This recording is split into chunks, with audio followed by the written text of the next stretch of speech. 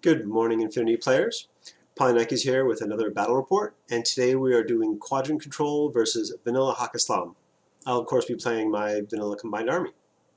Quadrant Control, probably we all know this mission, it's pretty simple.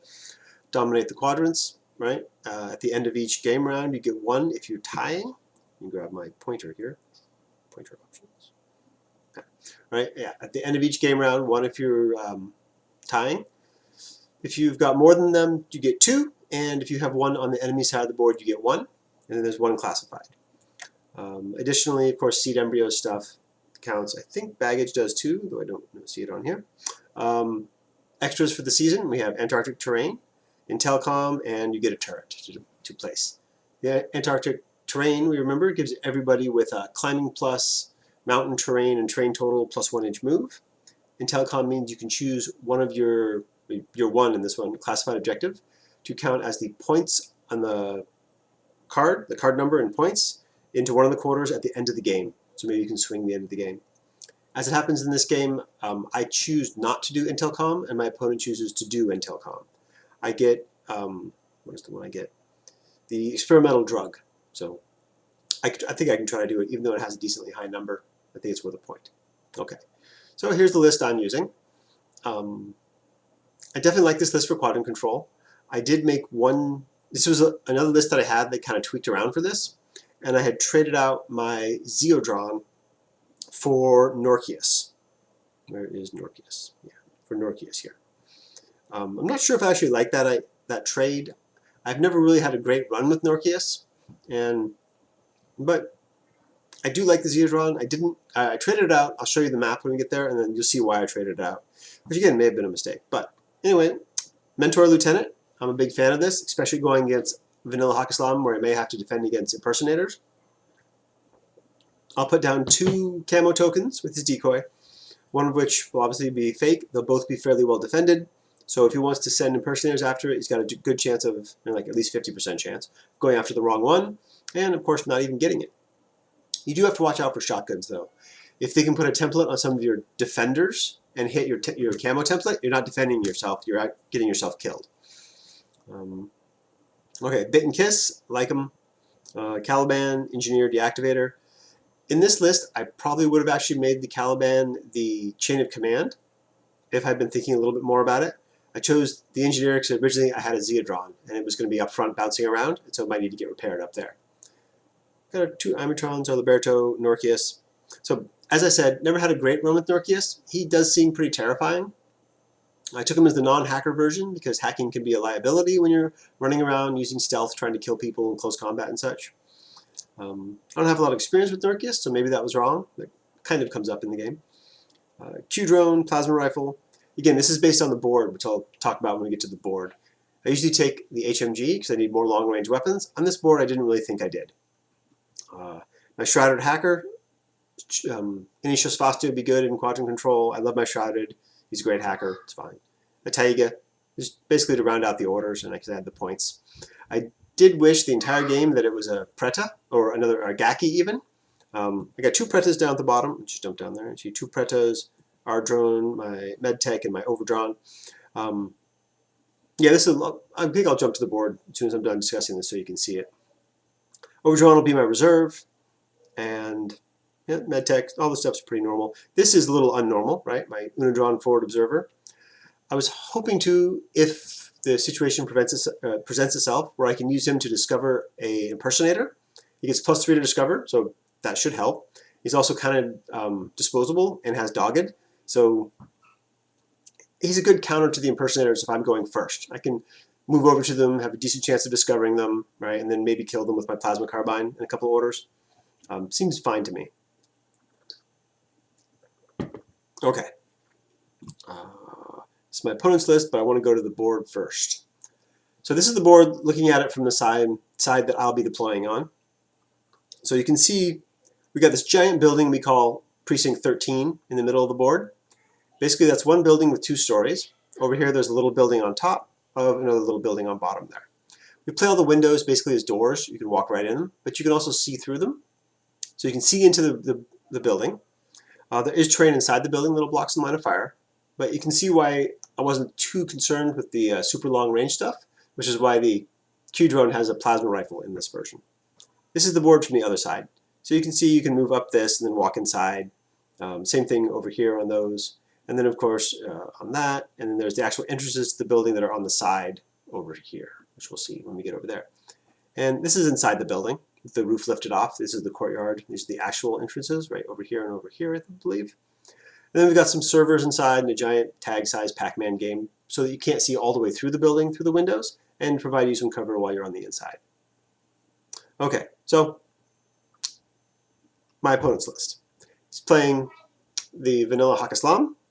We got a Magariba guard, and he does an interesting thing by keeping 2 reserves and keeping the Magariba and his engineer with its Nazmat as reserve. So he won the lieutenant role and chose sides. And then I chose to go second, because going second in Quadrant Control is very good. I got a lot of camo, I got a tag to defend with, I got a TR drone. I think that I'll be fine going second. Again, because my lieutenant is hidden, so if he has impersonators, there's not great things for them to attack. At least that's my plan. You look at the list here, see he doesn't actually have any impersonators, so that's going to come up in this game. But he's got a Magariba, Barid killer, his engineer, 2 Ghulams, 2 lieutenant and decoy lieutenant. He's got flash pulse, Farzan forward observers. Farzans are great. They become very good in this edition. They got a ballistic attack shock, which is new. Al-Hawa, solid hacker, and a Bashi Bazook. Really good unit for coming on the board because of its holo projector. Second group, Zuleka, we all know is good. 1 Daylami and a Rem Racer upgrading the TR bot to ballistic skill 12. Pretty strong interaction there that Combined Army can't do. So moving into, again, the board here. This is the side I'll be on, and this is the side he will be on, inside the building, as we said. And this is my deployment, starting on my far left. I've got an Imatron and a Gaki. At this point, I know that I'm going second, right? So I'm kind of setting up for an impersonator to maybe do some stuff, right? And if he wants to impersonate over here, right, and kill the Imatron, he's got to get past the Gaki, or the Preta, sorry. Unadron kind of covering this area over here. And again, he's kind of a disposable piece. He's got good discover, so he can do what he wants over there. If he wants to come attack them, it's totally fine. Not that big of a deal. In the center, we've got the Mentor, which is here and here, separated by the wall, so he can't really engage both of them. It is a questionable defense because, again, he could come up like over here. Of course, he has to get by a lot of stuff to do that, right? We've got Caliban prone, Preta there, Q drone with its TR plasma. Kiss over here, Bit will be that way. Liberto will be up there, which you'll see a picture of in a minute. But this is the actual lieutenant here, right? So he could come over here and he could shotgun like that, but that's a lot of stuff to get through to get to that. He could appear like around this corner over here, but then he can't do that to the camo token. He can't template it, right? The only way he can template the camo token is he could possibly be down here and walk up like that, or he could come in this way. I know it's getting confusing with all these marks. But I think it's fairly well defended. And the one on my right here is the decoy, a little D here kind of, decoy. And it's defended by my turret, and again the same things, the Preta, Kiss over here. So I think the lieutenant's fairly well defended against an impersonator attack. Just moving over to see the rest of my deployment. We've got Bit prone here, Norkius prone there, Medtech prone down here with the other Imatron. And this is the Liberto's mine. The Liberto, I think we need a picture of Liberto's mine. This is the Shrouded on top of this building over here, covering this sector and putting points forward already and getting access to the roof. There's the Liberto. Just to the left of all that. This is my HVT, Mugatu, looking into the middle of the building there. Okay, so this is his deployment. I've kept my Overdrawn in reserve, and yeah, I like the Overdrawn in reserve because he's a good defensive piece for going second. We have Zuleka, camo token on the building here, which will end up being the Daylami. Flash pulse spot. 1 Ghulam, may or may not be the lieutenant, I don't know. This is the Odalisque here with her Spitfire. Next to her is the Barid, the TR bot up here. I keep going across. We've got, this is the Rem Racer down here. The other Ghulam, one's the lieutenant and never found out which. His turret is over here. And he's got a camo marker up here. I think we have a better picture of that. Yeah, camo marker up there, which is the Al-Hawa. Camo marker on top of the building here, which is the Farzan. And the far camo marker, which is the Daylami, as I said. Only the one over here is prone. Yeah, the other two are standing. And he's going first, so. There's just getting a picture of the rem racer down there to make sure I saw it. And this is HVT in that corner over there. Okay. My reserve. So my reserve took a long time for me to decide. I knew where I wanted it as soon as I looked at his deployment. I knew I wanted it right here. It's got pretty good line of fire on top of the buildings here. I can see up there. I can see any approach over here. I can see where the shrouded is. I can see this edge of this building. Hold on. I can see this edge over here. Right? I do have a big chunk of the building blocked by this from where I am, which is, not perfect. But I can also see this whole advance here and anything coming around the corner here. I know he has two reserves at this point, so I'm thinking that one might be a Fide. Fide doesn't really want to come up here and fight him. If he does, he'll have to be on top of the building up here. Right? He doesn't really like that. And if Zuleka wants to make a rush either way, she'll have to deal with him. Now, the reason I almost didn't do this was because if he has something like an AP-HMG, which he will because he has Magariba, right? Even though I don't know it then. If it comes like over here, behind, on the edge of this, or over here, and engages me, like, it'll take a few orders, but he'll kill the tag. I will have cover from it, mostly because this little nub here. Also, it's probably taller than most things. But given a full first turn, even with order stripped, he will definitely kill a tag with an AP-HMG, unless something weird happens, like I crit him with my HRLs and he burns to death. Yeah, I had the HRL overdrawn. I guess I didn't mention that in my list. I like it because it comes with the SMG. It's the cheapest version, and that SMG is really sweet with his +1 damage, especially if he plans on moving up. If he ends up moving up into a zone to claim somewhere, and then can go to suppression fire with that, or just walk around shooting things at close range with that SMG, it comes out really handy. And when the overdrawn wants to move up because of the mission, this is the best one to do so. If he just needs to sit in the back and pluck things off, either one of the other ones is fine. So I ended up choosing this position for those reasons, realizing that if he had a good AP-HMG, he might be able to just grind it out, and I would lose my tag. Okay. So yes, he has the Magariba guard, which is on his left flank. It's right near exactly that position I was talking about. Move my camera down. If Maggie moves up like this and over like this, she'll be behind that car and facing off with the overdrawn. Fortunately for me, that will also be in range of my shrouded hacker, though, who's on top of that large building right up there. And his other reserve is the engineer, which will kind of go in the center with the Nazmat over there, and I think on the other side. Somewhere, yeah, another one right behind this truck here. So my important opponent starts with Impetuous. I stripped 2 orders out of his big group, small group being basically Zuleka and the Daylami camo token, which I know is a Daylami because it's Mimetism 0. Zuleka Impetuous is up there. I believe she sees the Liberto, and in a questionable decision, I decide to lay a mine. I'm not sure if I'm within 16 or not, but I definitely want a mine out there. I also want to hold back Zuleka, right? So just keeping her off her second move to shoot at me is probably fine, and I'm not likely to die. Indeed, she fires at me with her breaker pistols at range in my cover, but I am within 16. I misjudged that, or didn't pay attention to it. And she puts the Liberto dogged, which, I didn't want it, but it's not terrible. I'm still around for the turn. Here you can see the top-down view a little bit. Zuleka's hiding behind there. The Liberto, this is the next order where the Liberto has dodged, right? Because you see the Farzan has appeared up here. Farzan walks up to here. We get a, I think how this happened, because the Liberto could not see the Farzan at this point. I think Zuleka moved again, and Liberto successfully dodged and came forward to the fountain there, which, by the way, is aquatic terrain. And then I dodged her shots that time and survived. And then the Farzan appears up here. My camo token holds.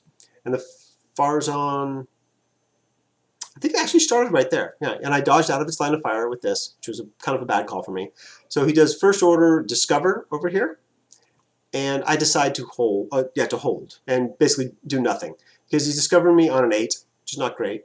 But also, we're over 16, I'm pretty sure this time. Which means he's shooting me on 3s. Right?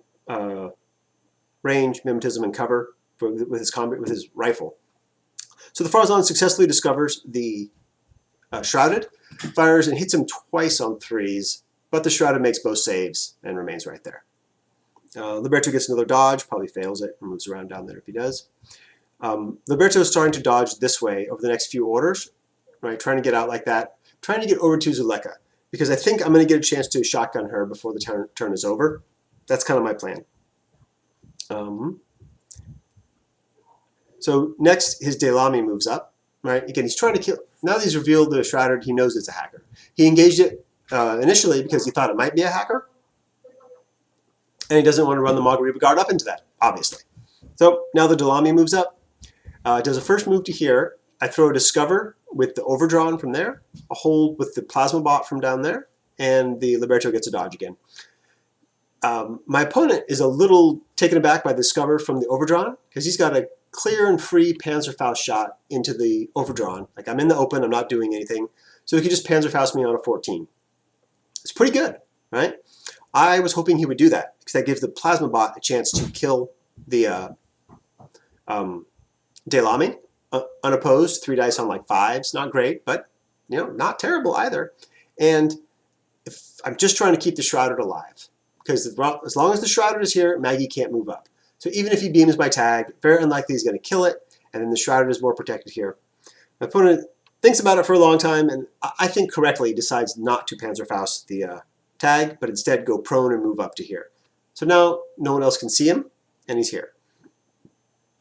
The Delamy is in the same combat group as Zuleka, so he's now using Zuleka's orders, where she could be running up. And the Delamy moves up a little farther, prone to see the Shrouded. Shrouded declares a dodge.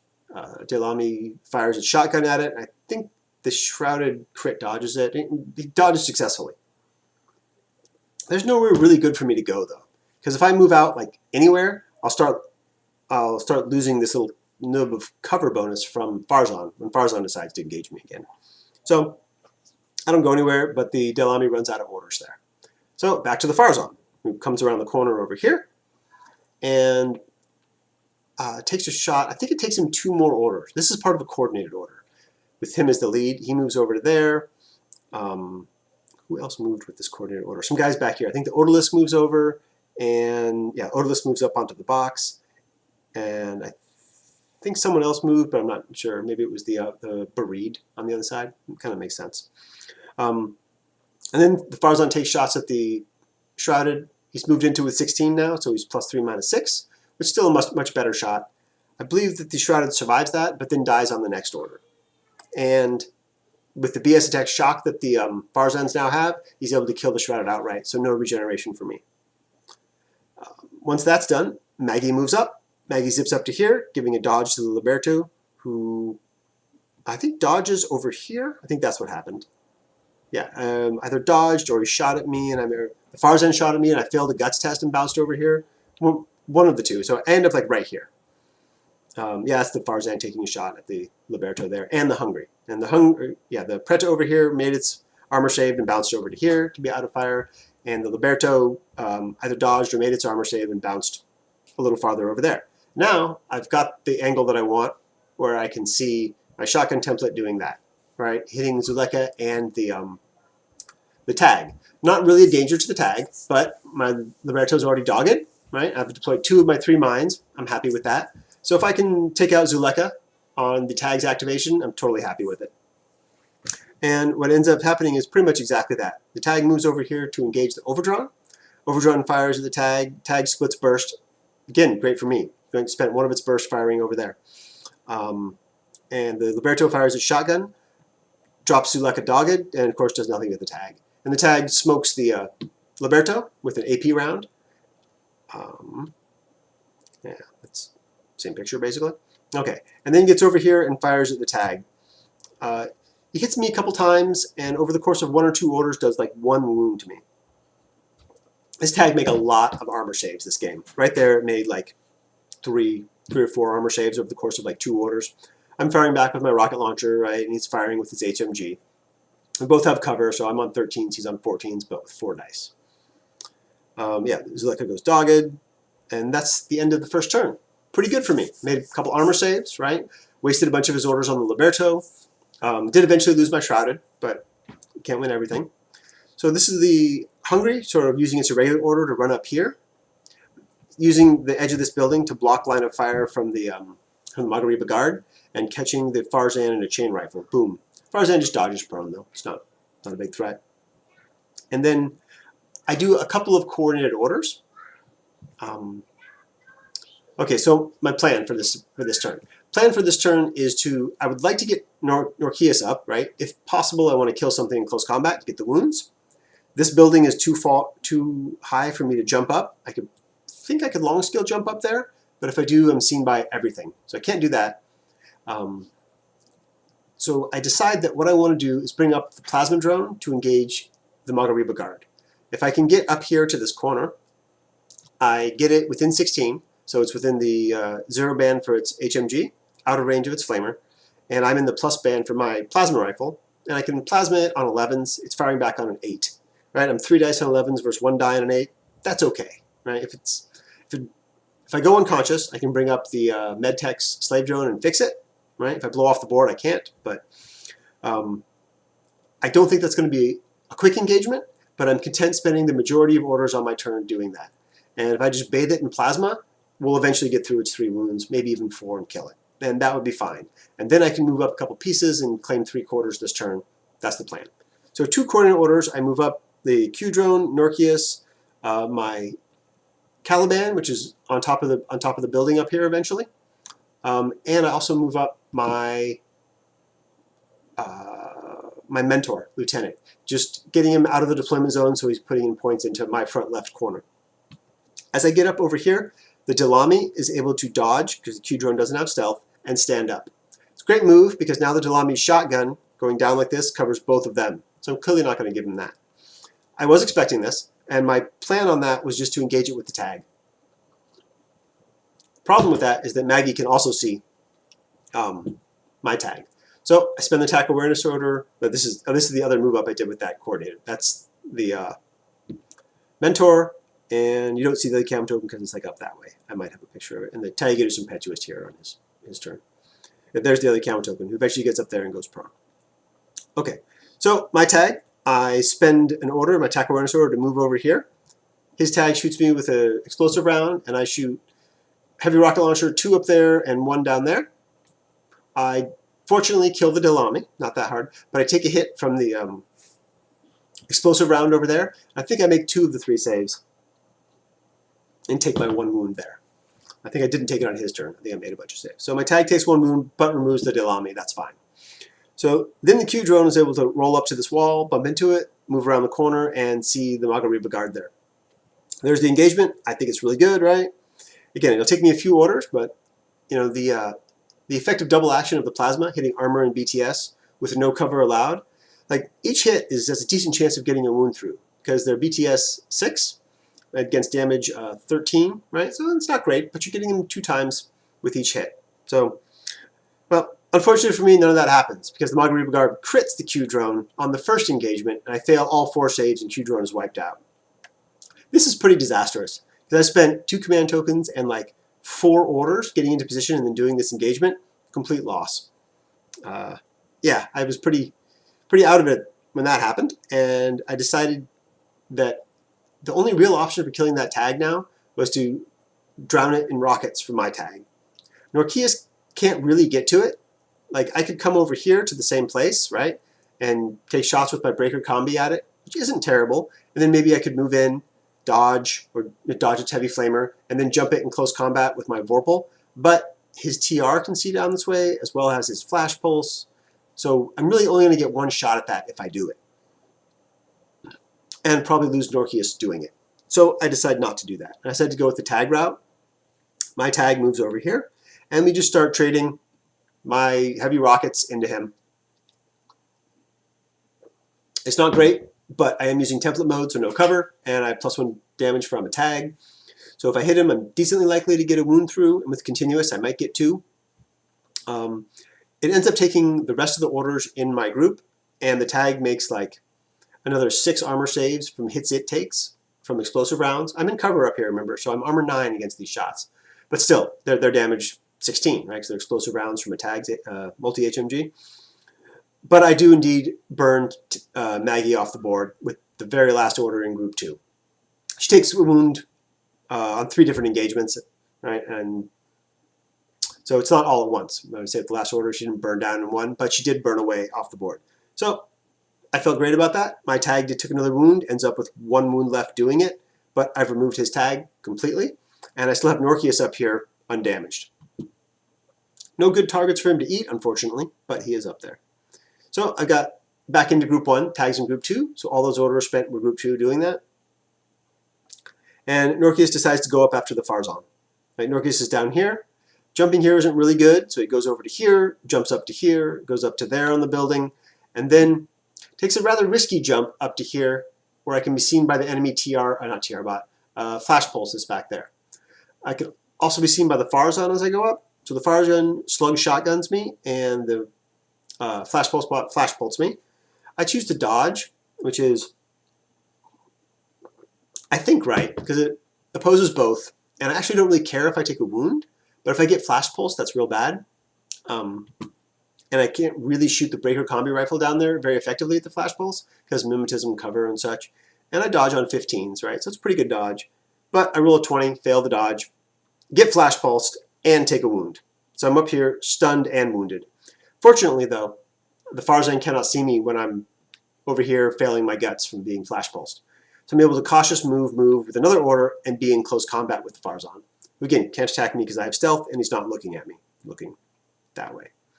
So Norkius is wounded and stunned and in close combat with an enemy, but that's fine because that's the end of my turn. I think I didn't do anything else. Let me see here. Bit and Kiss move up and throw up some pitchers. I get one just outside the door next to the Gata sign, and I get one inside next to the Pac-Man game. And they move up a little bit for points. And then it moves over to my opponent's second turn. Scoring for the first turn was 1-1. We each had our own 2 quarters, pretty clearly.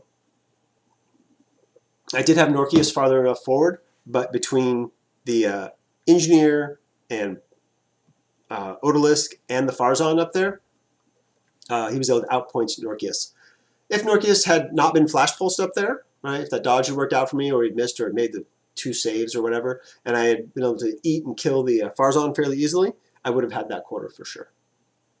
All right, so my opponent decides that he has to kill Norkius, and the best way to do it is climb up the Odalisque here. Right, big building, we're on top, which is where a lot of this battle is going to take place. So he ends up climbing, right, climb, takes 2 orders. Norkius gets a dodge here. I take it, I make the dodge, and I basically just reposition on the other side of the Farzan. Oh, what's the hell? Okay, other side of the Farzan, going over there. I thought this was a good idea because it would give me line of fire over here once the Farzan died or whatever. It probably really wasn't very relevant. What ends up happening is that the Odalisque is then able to move over here and get me out of 8 with her Spitfire, which gives her a little better shot. She fires into close combat, which I guess that firing, right? I love that picture. She kills the Farzan, hits Norkius, but he saves, and then he's able to fail guts from here over into cover, which was a good thing on that dodge I made. If I hadn't done that, I'd have been here. I don't know if I would have been able to fail guts into cover far enough over that way. So I'm in cover here, and the Odalisque moves up, takes her a couple orders. She's mostly shooting within 8. In hindsight, my opponent was saying that he probably should have just nano-pulsed me because I'm down to 1 wound. He still has 2.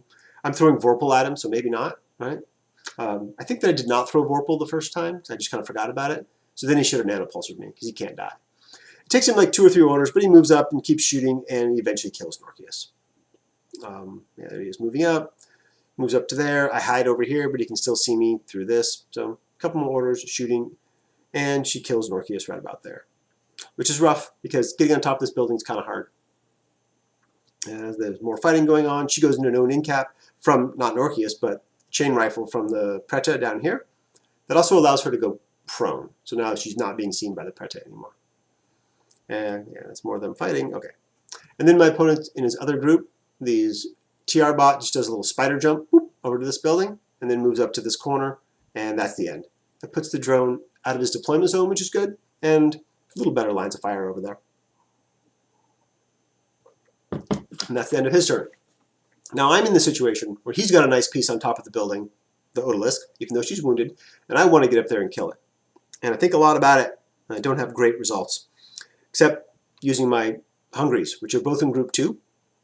Really wish one of them had been in group 1. But that's where my Taiga is, which I'm continually wishing was a Hungry. I find that the most of the time I play a Taiga, I wish it was a Hungry. Not always, but mostly. So this Hungry rushes forward, nothing seeing it anymore, rushes over to here, It then climbs up the side of the building. And then with my second move, I move up the side of the building again into close combat. She gets a dodge, and she got 6 cents, so there's no penalty. And his flash pulse bot down here, still being a terror to me, stuns my Preta, and it ends up like over here, and she dodges out of close combat over there. This is the Taiga, who just runs up into the center, next to one of the Liberto's mines here. Yeah, so there it is. I move into close combat, and she dodges away, and I'm stunned. So I'm just standing there looking at her. Now, I'm thinking about what I want to do to try and engage her. Getting up on the roof is really difficult. Like, I could climb, but every time I climb, she gets a dodge with her 6 cents, even if And then once I crest the top, she'll get a free shot at me with anything I bring up there. So it's really hard for me to get up there. And then I remember I have another Preta. It's just in the other side of the board. So it runs over to here, nothing seeing it. Cautious moves across to here, and then climbing pluses up the building like that, and is able to zip around onto the top. So gets up to here. I chain rifle the Odalisque. She dodges. She dodges away a little bit, I think. Yep. I move up again. Chain rifle her again. She dodges again. I think she backs up a little more, and that's where they end up. For the rest of my turn, which is not actually that much. Oh no, it is. What am I doing here? I think I'm just moving up Bit and Kiss a little more. Yes, I moved up Bit and Kiss more, and I think that was it. Yeah, I wanted her to be a little more defensible in case someone came down over here. I'm kind of expecting a combat jumper because my opponent was showing 9 orders in Group 1. Okay. So then I still have a bunch of orders left in Group 1, but Group 2 of the Preta's on top, and I don't have a way to get anybody in Group 1 to the top of the roof. So I decide to send in my Caliban. He runs around over here, vaults this down here to here, only being seen by his flash pulse, which keeps holding. I move down over to here so I can see his engineer like that. And he holds, right, I think everybody holds, and I just fire my SMG at, he may have discovered at this point, I don't recall, but I fire my SMG into the engineer, who is out of 8 and in cover, so it's not a great shot. And he survives. There I am right there, hugging that little cover. He survives, nothing happens. So I spend another order walking up here to get within 8. I think I still can't get him out of cover, because if I come too far, his TR bot will see me down that line. And I forget that everybody at Hawk has a light shotgun, right? So the engineer just puts a light shotgun on me, and the flash pulse bot flash pulses me, and I move back into this corner with that move. I, again, miss him with the HMG, or he's still in cover, so I think I did just miss. And I fail to save to the light shotgun and go unconscious. So yeah, he ends up over there unconscious. Fortunately, I'm a Shosvasti, so my points are still counted as being in that zone, and I'm kind of tucked in there. He could bring over his Nazmat to coup de grace me, or the engineer over here to shoot me, or there's a Gulam back there who could come up and try to shoot me. It might be his lieutenant, and so maybe if it is, he doesn't want to bring it up to be in danger, but yeah. And we are now going into third turn.